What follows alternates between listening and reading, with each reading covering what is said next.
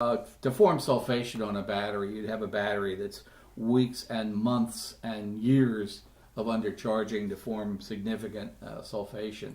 If they are what we used to call flooded batteries and now call vented batteries, the kind you can add water to in translucent jars, one of the standard maintenance checks is to check it with a bright light and look for crystals and deal with them if you find them.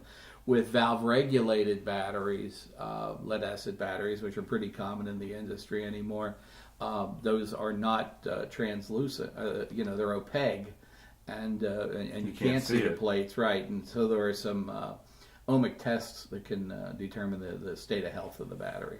Okay, but sulfation is over like a longer term. Then it's not like an instantaneous, like 2 or 3 right bad uses or whatever. It's over time, like sitting a skid full of batteries out in Miami heat for a year and a half. Yeah, that'll do it. Yeah, that'll do it. And bear in mind that a battery always has its life is always temperature dependent. Most lead acid batteries, for every 10 degrees C above 25, the battery experiences a half-life. Or if you want to do that in Fahrenheit, for about every 15 degrees above 77, the battery has a half-life. So let's say you had a 20-year battery, right? Just for giggles, and you put it at 77 plus 15, what's that, 92 or something? Mm-hmm. The 20-year battery would last 10 years.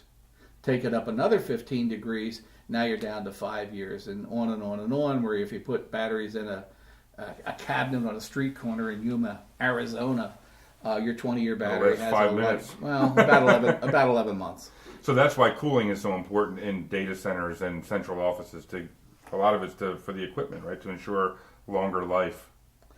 Well, for all of it. I mean, in terms of the battery and the battery life, yes, a lead acid battery likes to run at 77 degrees, and for that matter, so do some of the other technologies. NiCads can run a little warmer.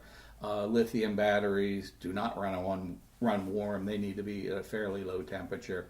But in the data center and with all the IT types of systems or Internet Protocol-based systems that we're using in wireless technology today, they're high heat producing equipments, and so they need cool temperatures, so they'll shut down on overload. In fact, some folks are building around a long-term battery, like an 8-hour battery, but that does you no good at all if your equipment's going to shut down in 30 minutes on overheat for lack of cooling. So it's a balance the engineers play between redundancy in their battery, redundancy in their HVAC system, generators, and all that stuff. Okay. Now, we talked about undercharging a battery.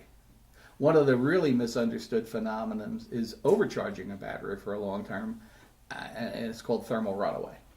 And so in thermal runaway, a battery can actually get itself going to the point where it catches fire if it's overcharged for a long time, or it starts producing noxious gases like hydrogen sulfide and things like that. That's that rotten egg smell that sometimes comes out of an overcharged battery, and it's also toxic. One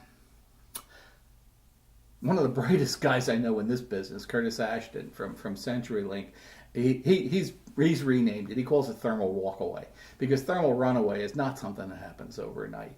Thermal runaway is something that happens when a battery is overcharged over a long period of time. Okay. And so you need to maintain, the proper level of float voltage for a battery and temperature for a battery. So overcharging, you mean plugging it in to charge it and just leaving it? Well, let's say you got too much rectifier capacity or a float voltage set too high, or one cell, experiencing a problem so that the other cells are hitting too high a voltage, or let's say you're in a situation where parts of the room are significantly warmer than other parts of the room. Like some people put batteries on 3-tier stands, and that's okay, but you got to make sure that any batteries in series in a string are all within about 5 degrees of each other. Otherwise, some batteries will undercharge, some batteries will overcharge. Okay. The undercharged batteries will sulfate. The overcharged batteries will go into thermal runaway. So you got to maintain that environment, whether you're using fans so as you don't stratify air in the room or what have you. So you want to maintain that battery within its window. Whatever it's telling you to do is what you should probably be doing. Keeping it within that tolerance. Yeah, follow the manufacturer's guidance on that, or if your company has its own standards that were based on the manufacturer's guidelines and whatnot. Yeah. Okay, it's a good rule of thumb then.